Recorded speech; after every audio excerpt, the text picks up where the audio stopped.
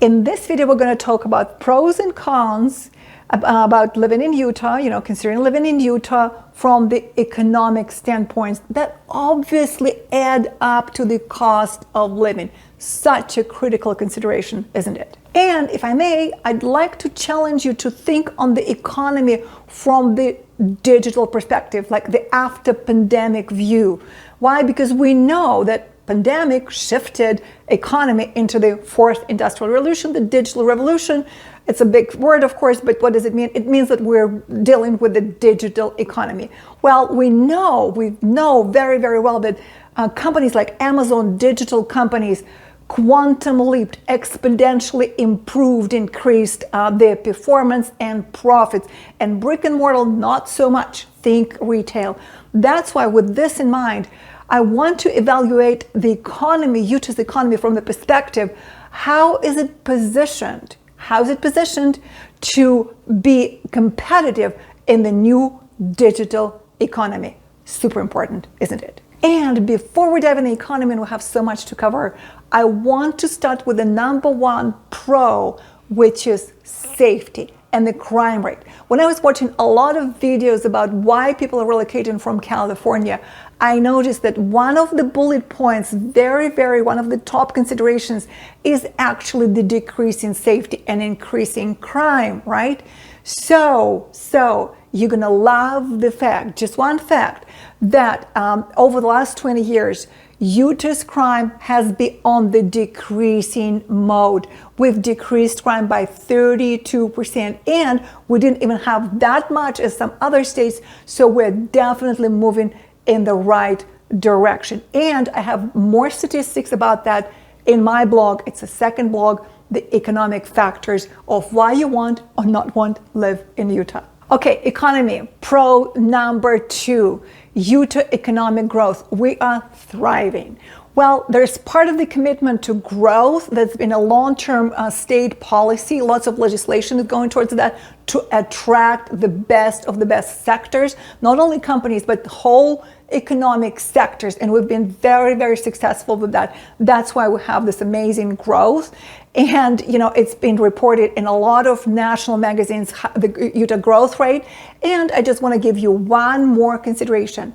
The Milken Report, the California company that ranks different economies and cities based on the peak performance economic factors, actually they ranked Utah, like 3 Utah metropolis in the top 10.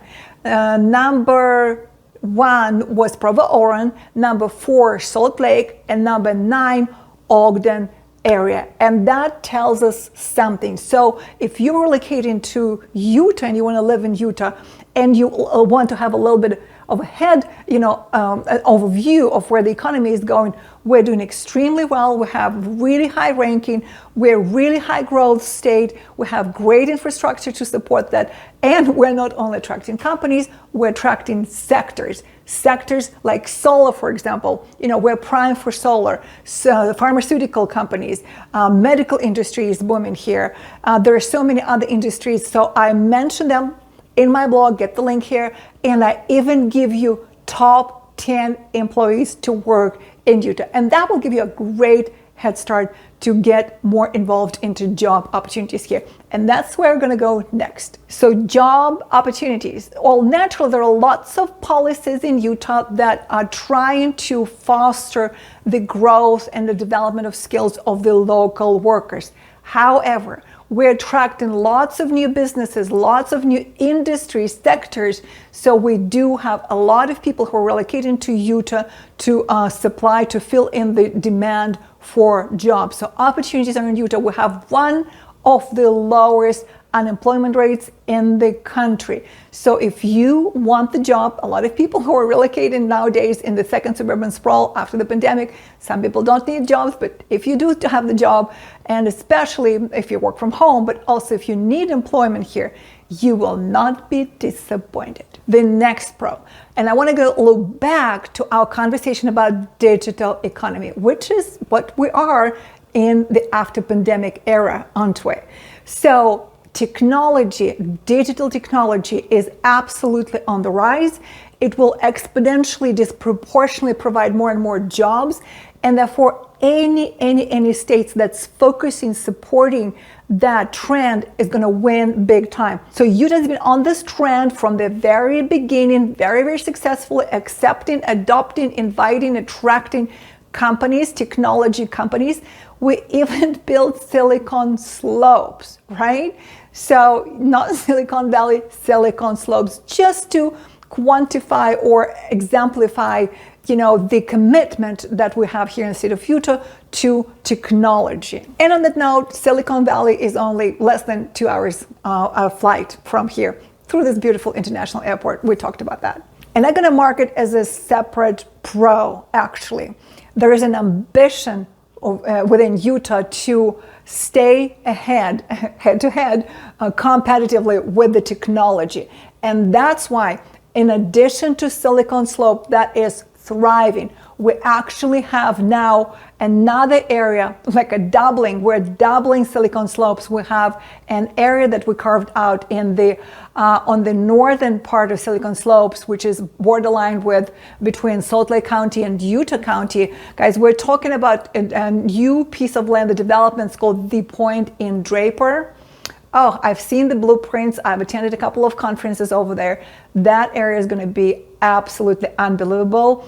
I think Utah is trying to mark their technology advancement and commitment and ambition in a big way across the entire country. So don't take my word for it. Go and check it out. So technology and jobs and technologies, we're going to see a lot of them. And that's a good thing because that's the future of economy anyway. All right, it's time we balance it a little bit, right? The pros and then the cons. So what are the top cons right now? Well, real estate. Guys, in the last 12 months, we've experienced 26.4% growth year to year increase in prices. And it's in the situation, just like across the entire country, it's in the situation where we do have an inventory shortage and we have a booming economy and we have a positive in-state migration. The prices has gone up through the roof.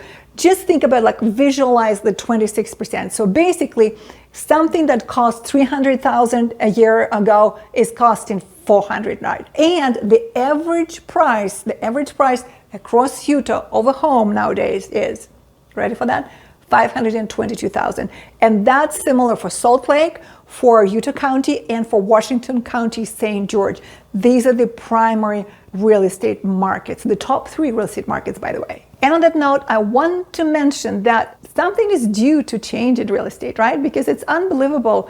It's eroding affordability. It's eroding our attractiveness in the state of Utah and around the United States in terms of cost of living. So something has to change.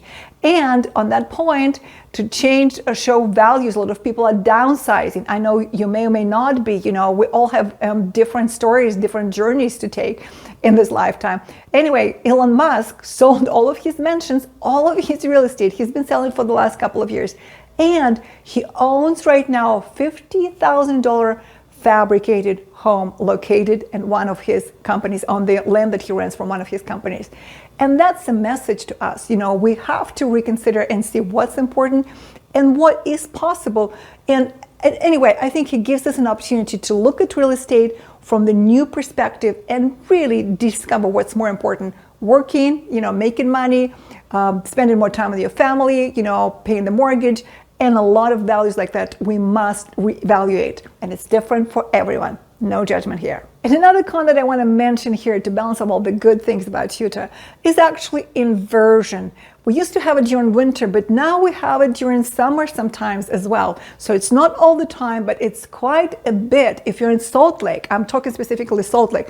If you're in Summit County, good for you. If you're in Utah County, good for you. There's a lot of changes that took place in Utah County. I remember when my child was a baby, there was a huge steel factory that was polluting enormously, and so much so that when this factory actually was on the reconstruction, then when it reopened, a lot of kids started having allergies and respiratory systems, all of that. But that's been dealt with. And I believe students actually rallied against that, and it's no longer there. So good for students.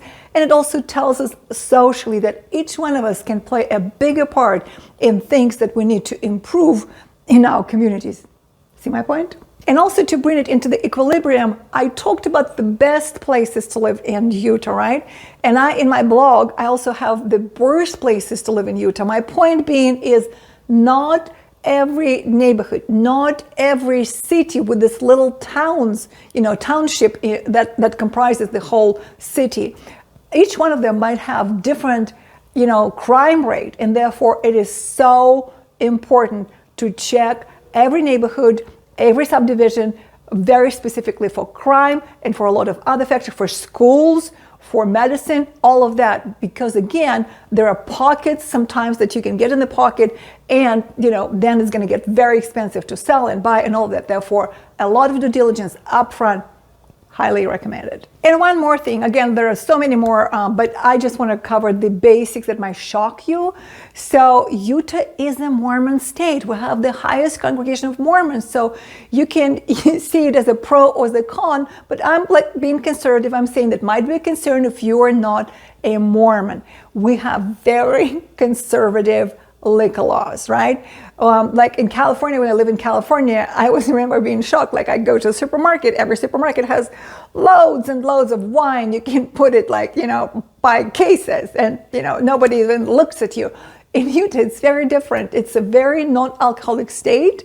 As a culture, again, I'm not saying everybody, like in Salt Lake City, 70% are not Mormons, so definitely people are drinking. But I'm saying still there is this culture as a big picture that does not really have this explicit alcohol, kind of like helping kids grow up with a little bit of more choice, drink, not to drink, because there's a lot of studies that show there what drinking cannot do for you, but not going there, no judgment. Just want to give you a warning. And on that note, I want to thank you for hanging out with me, listening to me, considering those factors that I deem important. Haven't lived here and also haven't been relocating for so many times, like in different areas geographically and within the United States. So I hope that's been helpful. And if you do find it helpful or enlightening or entertaining or interesting or thought-provoking, please subscribe because we're going to have more videos here coming up soon. And most importantly, if you want to take the best advantage of the information that I've researched, I spent a week researching everything in depth. Go and check out both of my blogs on the economic factors and also on the lifestyle factors because it will have a lot of useful links for whatever it's worth. Talk to you soon.